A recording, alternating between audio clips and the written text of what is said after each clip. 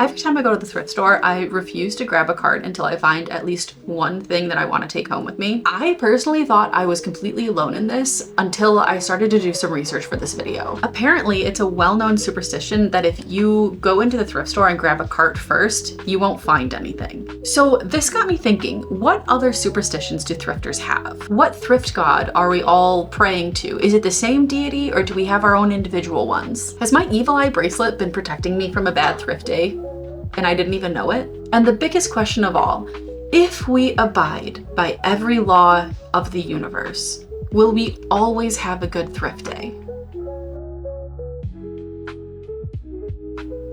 I believe that energy is cyclical, which I think is one of the reasons I love thrifting so much. Finding something and giving it a second life is a way to keep the energy of the universe moving. To compound my own delusions, I found an article written by a Nobel Prize winning physicist, Roger Penrose, about something called Cyclical Cosmology, which sounds either fake or something out of the Marvel universe, but it's real, it's true, and it has some actual scientific proof behind it. The concept of cyclical cosmology is that the universe itself doesn't actually have a beginning and an end. According to this theory, when the universe expands so far that everything spreads so thin and so uniform, that ending becomes the beginning of a new universe. The universe recycles itself. In this study, he talks a lot about energy moving forward through these cycles. Information, radiation, gravitational waves are all things that move forward into the next universe, and they leave behind traces of themselves from previous universes. Now, whether Roger's theory is right is up to people way smarter than me, but I believe in it. And I personally believe this is why thrifting feels so cosmic. Nothing is ever really done. A jacket that somebody wore during like the worst year of their life becomes somebody else's favorite thing in their wardrobe. A coffee table that was donated after somebody got a really nasty divorce becomes the centerpiece of somebody else's first apartment. Everything moves forward. Objects move, energy moves, and meaning moves. So what do we do with all this? Well, before we even walk into the thrift store, we have to set ourselves up for success. The first superstition is that if you walk into a thrift store looking for one specific item, you'll never find it. Now, when I did some digging into this specific superstition, I did find some psychological reasons why this works. First, if your mind is set on one specific item, you literally won't notice everything else around you because you're hyper-focused on the one thing that you want. Let's say you walk into a thrift store and you want like one specific thing. You're looking for combat boots, okay? Your mind is so set on that, it's the only thing that it's looking for. You're gonna miss everything else you walk by that you would have loved to take home because you're hyper-focused on one item. So psychologically, there's a reason why if you go hunting for one thing, you'll miss others. So if you're so focused on finding one specific thing for the concert you're going to or the event that you need an outfit for or just something you want to find, your brain's going to miss every other way for you to create a solution to that problem. It's looking for the only one you can think of. Those are the logical answers, right? The psychological answers that have some sort of thought process behind them. But I think we know that the real reason you won't find one specific item if you're looking for it is because the universe will provide you, the thrift gods will provide you with what you need if you just let them. Trust the process. Your thrift god, your deity, your energy that you live by will lead you to what you need if you just let it. I know it sounds a little woo-woo, but if you think back to our cyclical cosmology idea, the universe is constantly looking for ways to recycle energy, and it will present you with the best way to do that. Our second superstition of the day is the one that actually started this entire video idea. Never grab a cart until you find at least one thing that you're certain you want to take home. Once again, there are logical reasons why this is. You're physically more able to look at items with both hands if you don't have a cart to hold on to. If you're not hanging onto a cart, you can get closer to the racks. You can bend down and find things that are way in the back because you're not trying to hold onto a cart or weave your way through people. All of these things do create a statistically higher likelihood of you finding an item. Now, cosmically, grabbing a cart sort of feels like you're telling the universe, your deity, your God, whatever, to provide you with something. It's that idea, if you stress about money and the only thing you're thinking about is how am I gonna make money, how am I gonna pay my bills, how am I gonna do this, that money's not gonna flow easily. If you accept and embrace the idea that money is constantly flowing and it's coming to you, again, I know this is all so woo-woo, but think back to our cyclical cosmology. I promise you, energy is cyclical and it's constantly trying to find a way back to you. Bring it back to our superstition. If you grab a cart and demand something from the universe, you won't get it. If you don't grab a cart and you let the universe guide you to something that is there for you, you'll find everything you need. Superstition number 3, score big, go home. This one, I don't know if it quite aligns with my personal beliefs because I've never felt this way. You also have to drag me out of a thrift store when it's closing because I just want to stay and look at more stuff. However, this one did come up quite a bit during my research. There is a common superstition that if you find something perfect, you find the big score, that you should leave. Quit while you're ahead, as they say. Logically, if you find one great, amazing item, you'll spend the rest of your day comparing everything else you find to the high of finding the one great big thing, and you'll just find yourself disappointed.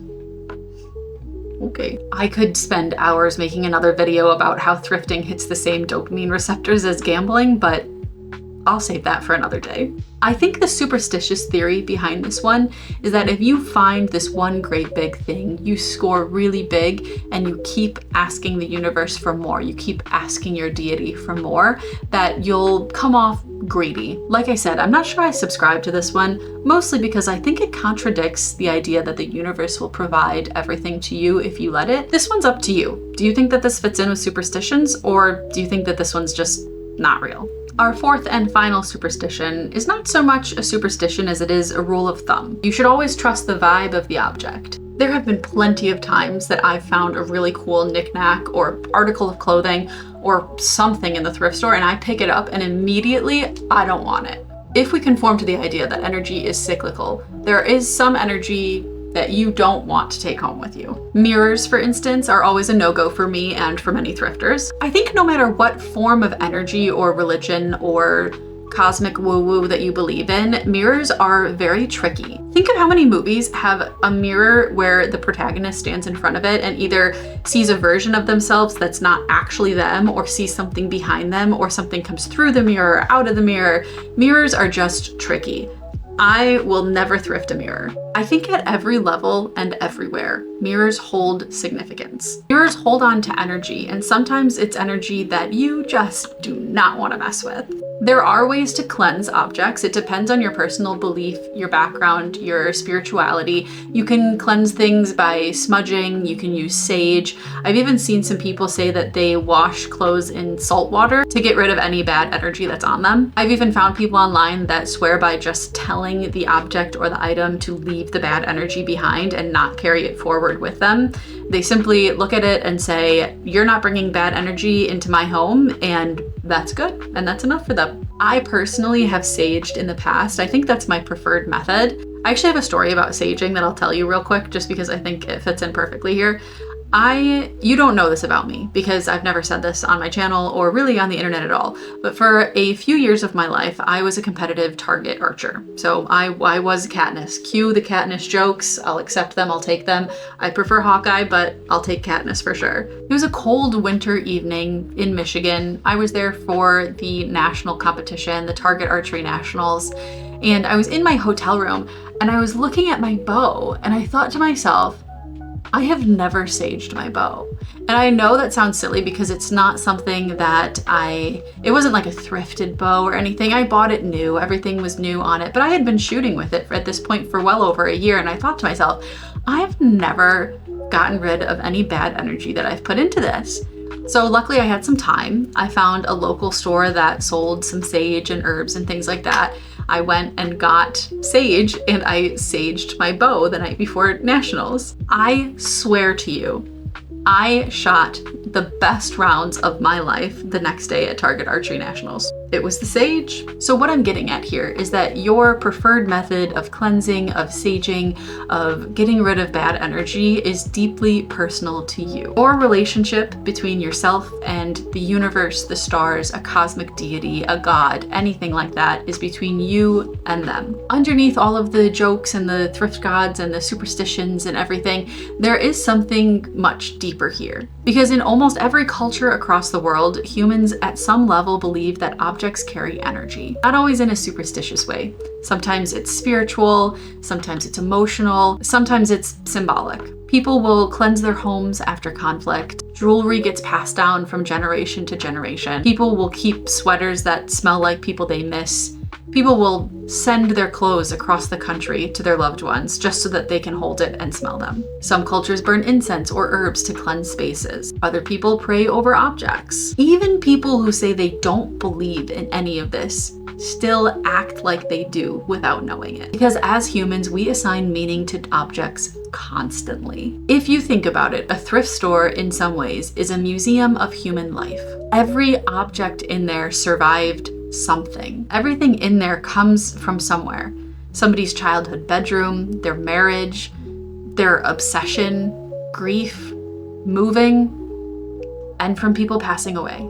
In some ways, it feels dark, but I think it's beautiful. When I think back to cyclical cosmology, I think about Roger Penrose and the article and the theories about energy that's always renewing itself. The universe expands only to cause another universe that carries with it the remnants of the one before. I think it's more beautiful than we realize. So the next time you go thrifting, remember not to go looking for something specific. Don't grab a cart unless you know for sure there's at least one item you want to take home with you.